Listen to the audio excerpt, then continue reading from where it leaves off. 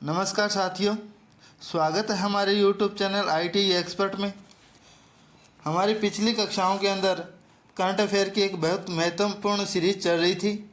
उसी सीरीज को आज आगे बढ़ाते हुए आज की हमारी क्लास में हम पढ़ने वाले हैं 4 और 5 सितंबर 2023 के परीक्षा की दृष्टि से महत्वपूर्ण होने वाले करंट अफेयर के क्वेश्चनों के बारे में, जिसमें हमारे आज के 10 महत्वपूर्ण क्वेश्चन हैं जो कि परीक्षा की दृष्टि से महत्वपूर्ण होने वाले हैं। अगर आप मेरे चैनल पर नए हो तो मेरे चैनल को सब्सक्राइब कर लें, साथ ही बेल आइकन के बटन को भी दबा लें ताकि मेरे द्वारा अपलोड की गई वीडियो आपको एक नोटिफिकेशन के रूप में प्राप्त हो। चलिए दोस्तों, आज की क्लास का हमारा पहला क्वेश्चन है, हाल ही में निम्नलिखित में से किस देश ने पुरुष हॉकी 5 एशिया कप 2023 जीता है?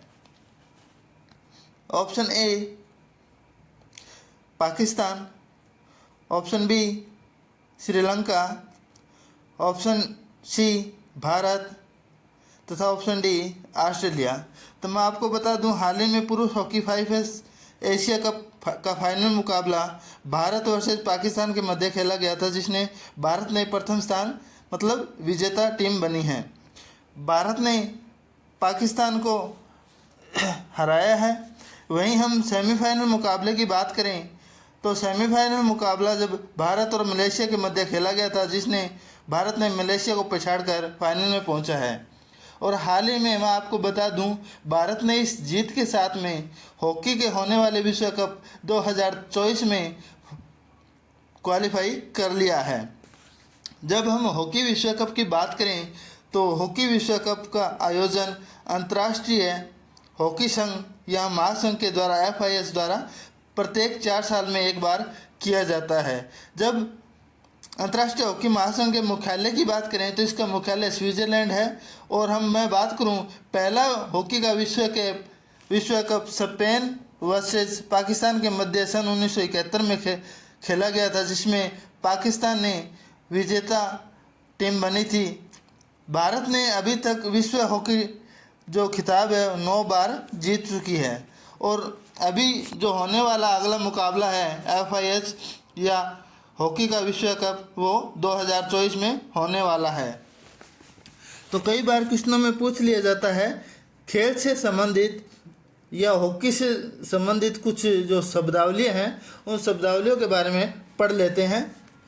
तो हॉकी से जुड़े जो शब्द हैं वो bully sudden death, short corner, hat trick, goal, penalty corner, penalty stroke, pushing cut, dribble, scoop, centre forward, half back, astroturf, left in, left out, offside, tie breaker, carried, stick, striking, circle, undercutting इत्यादि। ये सभी जो शब्द हैं वो hockey खेल से या खेल से संबंधित जो शब्द हैं, कई बार इनसे भी क्वेश्चन पूछ लिया जाता है, तो मैंने सोचा इसमें जोड़ दूं। तो हाल ही में पुरुष हॉकी 5 एशिया कप का खिताब पाकिस्तान को हराकर भारत ने जीता है। सीरीज को आगे बढ़ाते हुए क्वेश्चन 2 की बात करें तो हाल ही में जारी रिपोर्ट के अनुसार अगस्त 2022 की तुलना में अगस्त 2023 में GST में कितने प्रतिशत का बदलाव आया है या परिवर्तन हुआ है? Option A 10%, option B 12%, option C 15% तथा ऑप्शन डी 11%। तो मैं बात करूं, GST इसका फुल फॉर्म है गुड्स एंड सर्विस टैक्स, वस्तु या सेवा कर। इसके जो लागू हुआ था वो 1 जुलाई 2017 को ये लागू हुआ था। मैं बात करूं अभी अगस्त 2022 की तुलना में 2023 में अगस्त में GST में 11% की बढ़ोतरी हुई है। अगस्त 2023 के महीने में एकत्रित सकल वस्तुएं एवं सेवा कर राजस्व 1,59,069 करोड़ रुपए हैं, जो वार्षिक आधार पर 11% की बढ़ोतरी है। मैं आपको बताऊं, हाल ही में जो GST के जो ब्रांड एम्बेसडर की बात करें तो अमिताभ बच्चन इसके हाल ही में ब्रांड एम्बेसडर है। अभी GST के द्वारा एक लकी ड्रॉ का योजना चलाई गई है, जिसमें मेरा बिल मेरा अधिकार योजना के तहत 30 करोड़ का लकी ड्रॉ खोला जाएगा। ये 3 महीने में जो भी जीएसटी या पक्के हमारे द्वारा खरीदे गए सामान का पक्का बिल, उससे संबंधित जीएसटी प्रणाली के साथ में यह लकी ड्रा खोला जाएगा। जब भारत में जीएसटी कर की बात करें तो 5%, 12%, 18% और 28% है। यह वस्तु पे डिपेंड करता है, अर्थात 100 रुपये पे 5% का अर्थ है 100 रुपये पे 5% का या 5 रुपये का कर लगना। तो ये थी जीएसटी से महत्वपूर्ण संबंधित शब्दावली, और हाल ही में अगस्त 2023 में 11% की बढ़ोतरी हुई है।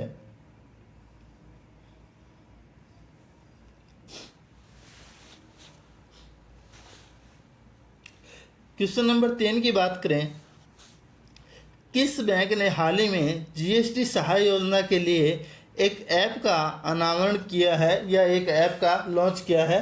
कौन से बैंक ने यह किया है? तो ऑप्शन ए है SBI State Bank of India, option B ICICI bank, option C PNB bank या पंजाब नेशनल बैंक, तथा ऑप्शन डी यूनियन बैंक।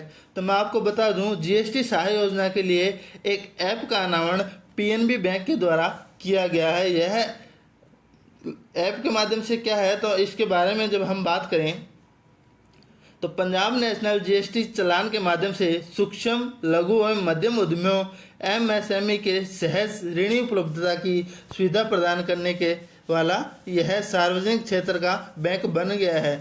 अर्थात मैं बात करूं, इस ऐप के माध्यम से पीएनबी बैंक के द्वारा जीएसटी के जो लोन दिया जाएगा, और यह लोन कैसे दिया जाएगा, अर्थात जो छोटे, मध्यम तथा उच्च जो भी उद्योग है, उन उद्योगों या उद्योग कर्मियों को एक लोन प्रदान करेगा। वह लोन जीएसटी के जो कर है उस बिल के आधार पे यह लोन प्रदान करेगा, और इस ऐप का नाम पीएन जीएसटी सहाय ऐप है। क्वेश्चन नंबर 4 की बात करें तो भारत में शिक्षक दिवस कब मनाया जाता है? ऑप्शन ए 1 सितंबर, ऑप्शन बी 2 सितंबर, ऑप्शन सी 4 सितंबर तथा ऑप्शन डी 5 सितंबर। तो मैं बताऊं आपको, भारत में शिक्षक दिवस पूर्व उपराष्ट्रपति तथा राष्ट्रपति डॉक्टर सर्वपल्ली राधाकृष्णन के जन्म दिवस अर्थात 5 सितंबर को प्रतिवर्ष मनाया जाता है।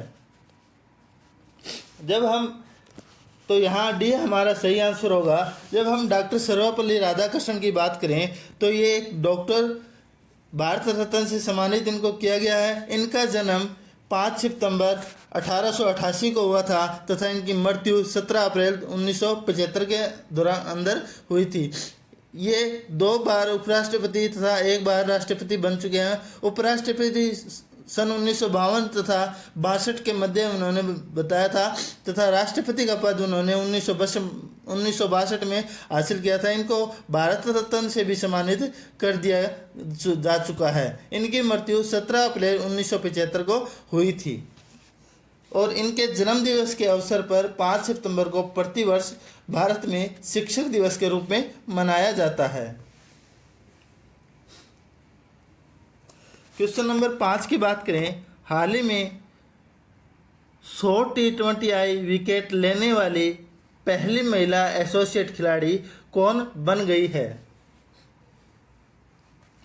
तो महिला क्रिकेटर की बात हो रही है। कौन ऐसी महिला क्रिकेटर है जिसने लगातार 100 T20 में सबसे पहले विकेट लिए हैं या कैच लेने वाली विकेट महिला बनी है? तो मैं आपको बताऊं, ये महिला खिलाड़ी नट्या बुस्थम है। ये थाईलैंड की महिला क्रिकेटर नट्या बुस्थम ने आईसीसी महिला क्रिकेट T20 विश्व कप एशिया क्षेत्र क्वालिफायर में ग्रुप स्टेज मैचों में 100 T20 विकेट आउट करने के उपलब्धि हासिल करने वाली पहली एसोसिएट खिलाड़ी बन गई है। ये थाईलैंड की महिला क्रिकेटर खिलाड़ी है।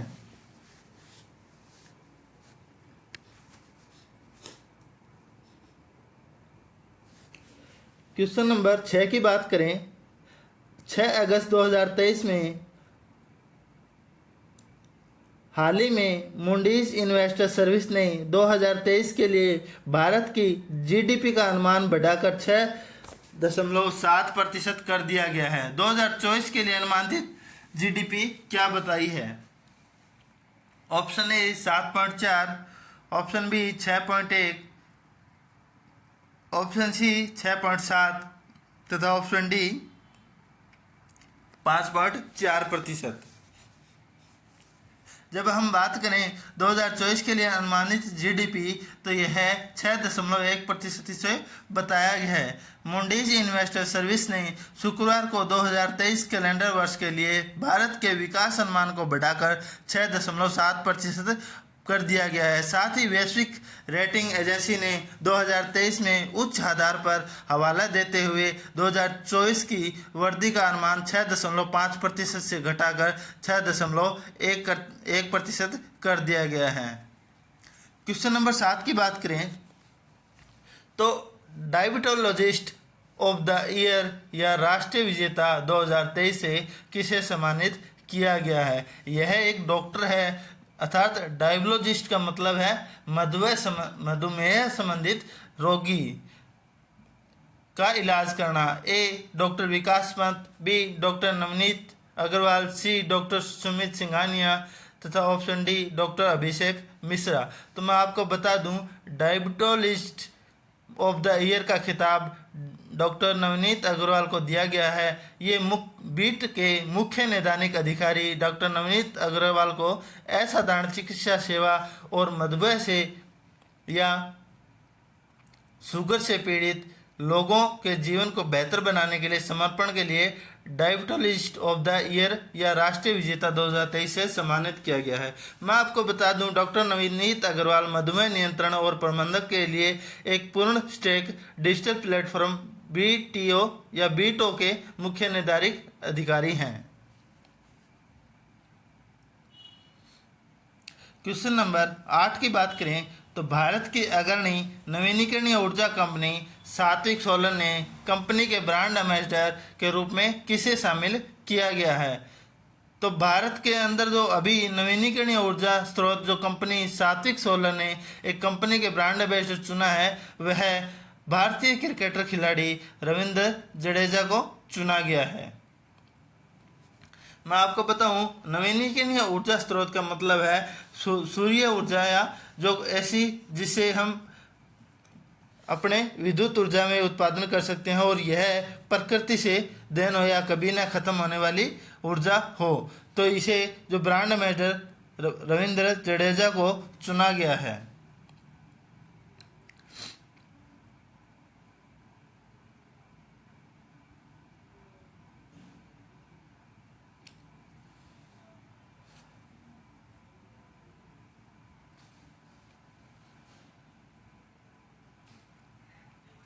भारत की अग्रणी नवीनीकरणीय ऊर्जा कंपनी जो प्रीमियम गुणवत्ता और सौर मॉड्यूल बनाती है और परियोजनाएं विकसित करती है, उसने हाल ही में भारतीय अंतर्राष्ट्रीय क्रिकेटर रविंद्र जडेजा को कंपनी के ब्रांड एम्बेसडर के रूप में शामिल करने की घोषणा कर दी गई है। तो सात्विक सोलर कंपनी के ब्रांड एम्बेसडर अभी रविंद्र जडेजा बनेंगे। क्वेश्चन नंबर 9 की बात करें, इंटरनेशनल स्पोर्ट फेडरेशन के सदस्य के रूप में किस भारतीय को चुना गया है? या इंटरनेशनल स्पोर्ट फेडरेशन के सदस्य के रूप में जो चुनने वाले जो भारतीय खिलाड़ी हैं उनका नाम पूछा गया है। तो option A Kapil Dev, option B Lokesh Suji, option सी अभिषेक सिन्हा तथा ऑप्शन डी अभिनव बिंद्रा। तो मैं आपको बताऊं, अभी इंटरनेशनल स्पोर्ट्स फेडरेशन के जो सदस्य के रूप में भारतीय लोकेश सूजी को चुना है। तो इंटरनेशनल स्पोर्ट्स फेडरेशन की स्थापना 2008 में की गई थी। इसका उद्देश्य स्पोर्ट्स को बढ़ावा देना है। साथ ही मैं बात करूं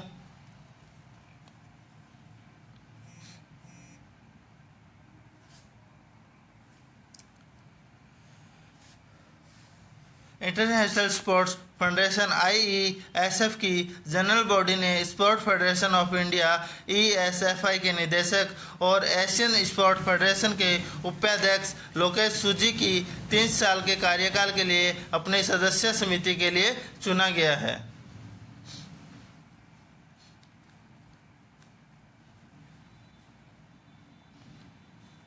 क्वेश्चन नंबर 10 की बात करें, किस राज्य ने बहु विवाह पर प्रतिबंध लगाने के लिए राज्य विधानसभा में विधेयक पारित किया है या विधेयक पेश किया गया है? Option A Uttar Pradesh, option B Madhya Pradesh, option C Assam तथा ऑप्शन डी राजस्थान।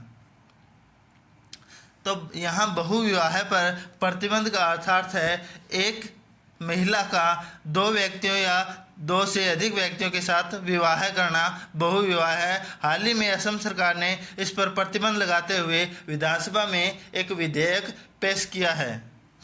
बहु विधेयक पर प्रतिबंध लगाने के लिए असम सरकार दिसंबर में राज्य विधानसभा में एक विधेयक पेश कर सकती है।